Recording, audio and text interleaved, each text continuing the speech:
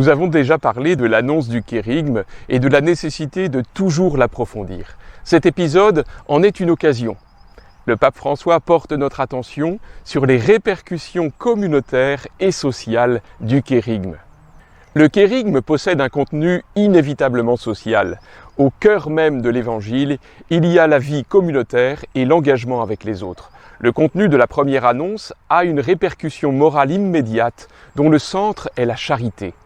Confesser un Père qui aime infiniment chaque être humain implique de découvrir qu'il lui accorde par cet amour une dignité infinie.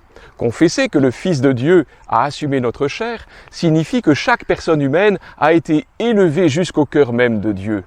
Confesser que Jésus a donné son sang pour nous empêche de maintenir le moindre doute sur l'amour sans limite qui ennoblit tout être humain.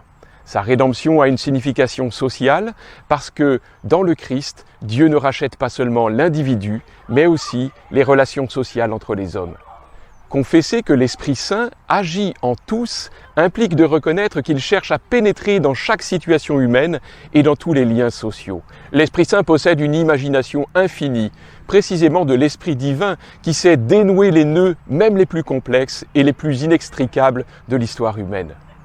L'évangélisation cherche à coopérer aussi à cette action libératrice de l'Esprit. L'acceptation de la première annonce, qui invite à se laisser aimer de Dieu et à l'aimer avec l'amour que lui-même nous communique, provoque dans la vie de la personne et dans ses actions une réaction première et fondamentale, désirer chercher et avoir à cœur le bien des autres. Ce lien indissoluble entre l'accueil de l'annonce salvifique et un amour fraternel effectif est exprimé dans certains textes de l'Écriture qu'il convient de considérer et de méditer attentivement pour en tirer toutes les conséquences. Il s'agit d'un message auquel fréquemment nous nous habituons, nous le répétons presque mécaniquement, sans pouvoir nous assurer qu'il ait une réelle incidence dans notre vie et dans nos communautés. Comme elle est dangereuse et nuisible, cette accoutumance qui nous porte à perdre l'émerveillement, la fascination, l'enthousiasme de vivre l'évangile de la fraternité et de la justice.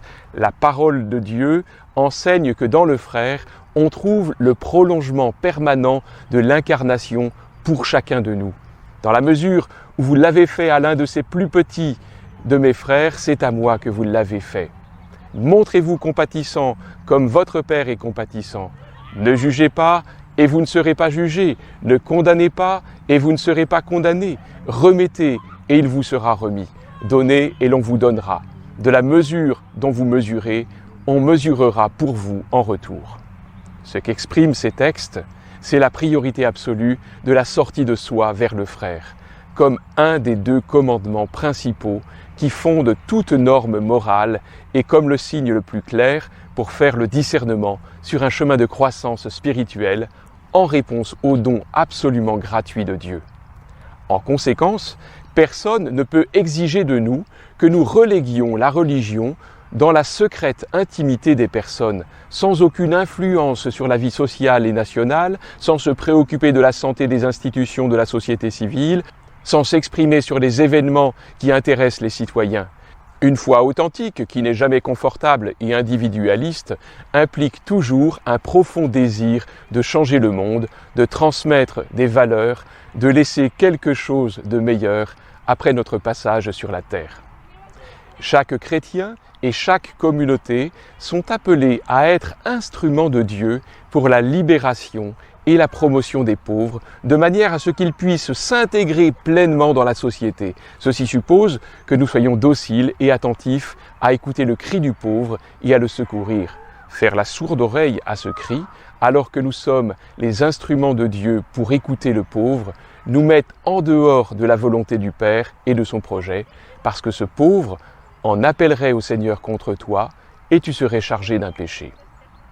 Repartons avec ces questions importantes. Ai-je le désir de servir les plus pauvres? Ce désir est-il en lien avec mon approfondissement du kérygme?